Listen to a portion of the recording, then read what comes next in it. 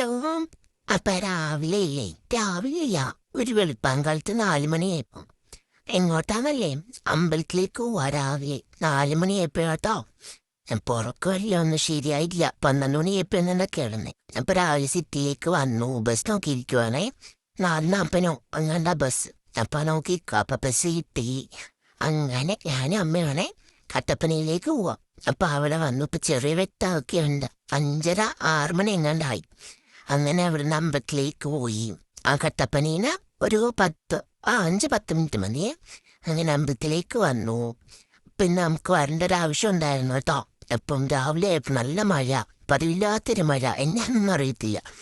അങ്ങനെ നമ്മൾ അടുത്ത അഭിഷേകം തൊഴുകയൊക്കെ ചെയ്ത് തിരിച്ചിറങ്ങിയേ. അപ്പം എന്നായിരുന്നു അപ്പത്തേക്ക് മഴ കുറഞ്ഞു. അങ്ങനെ ഇറങ്ങിയപ്പോൾ പിന്നെയും ഈ മഴ തൂറുന്നുണ്ട്. എന്താണെന്നറിയത്തില്ല. രാവിലെ ഇറങ്ങിയോണ്ടായിരിക്കില്ലേ. അങ്ങനെ അമ്പലത്തിൽ നിന്ന് ഇറങ്ങുവാട്ടോ. അപ്പം അവിടെ നിന്ന് ഇനി സിറ്റിയിലേക്ക് പോകണം. ഇപ്പം നല്ല മഴയായിരുന്നു. എന്നുവെച്ചാൽ രാവിലെ മഞ്ഞുള്ളന്നെ. അപ്പം മഞ്ഞ് മാറുമെന്ന് ഓർത്തു. ഇന്നത്തെ മാറിയില്ല. നല്ല മഴയുണ്ടായിരുന്നു. എന്നാന്നൊന്നും അറിയത്തില്ല.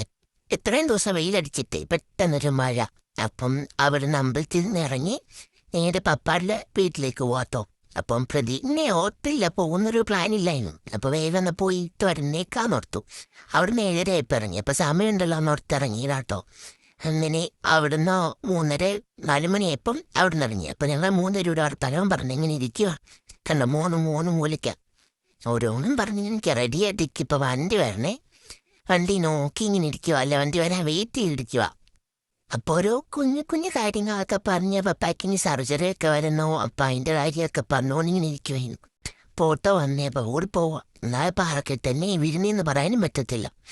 അപ്പം ഇവിടെ ഏരിയതാട്ടോ. നല്ല മലമണ്ടയാണ് വീട്. അപ്പം 4 മണി നേരത്തെ ഇറങ്ങണമെന്ന് ഓർത്താം.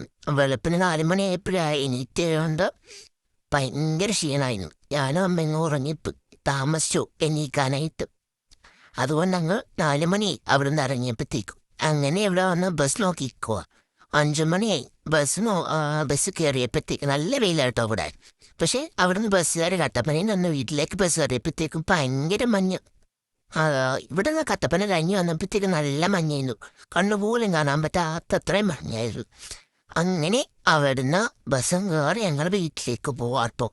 പിന്നത്തെ വിശേഷം ഇത്രേ ഉള്ളൂ കേട്ടോ. അപ്പം നാളെ കാണാം. ബൈ.